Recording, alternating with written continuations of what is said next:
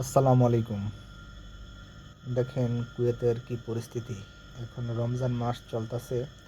রমজান মাসে মানুষের কুয়েতে কাজকাম করা খুবই কষ্ট। আর দেখেন প্রচুর পরিমাণে মানুষ। এটা হলো কুয়েত খাদ্যান সিটি। এইখানে মানুষ প্রতিদিন কমসে কম 1000 মানুষ সকালবেলা এখানে আসে, বেশি হবে আরও। পুরো রাস্তা ওইদিকে পুরো রাস্তা এখানে আসে কাজ করার জন্য আর কি। তো যারা কন্ট্রাক্টদার আছে, মোকাবুল আছে, যারা কাজ নিয়ে কাজ করে, তো তাদেরকে এখান থেকে দাম দস্তুর করে নেওয়া যায়। কারো 10 টাকা, কারো 15 টাকা, কারো 20 টাকা, এরকম আর কি। যে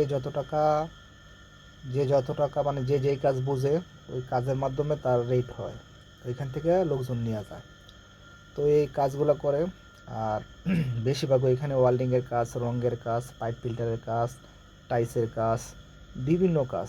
এই যে গাড়ি লিয়ে একটা লোক আছে দেখছেন, গাড়ি লিয়ে লোক আছে, ওর কাছে কত লোক গেছে। আসলে প্রবাস মানে এরকম।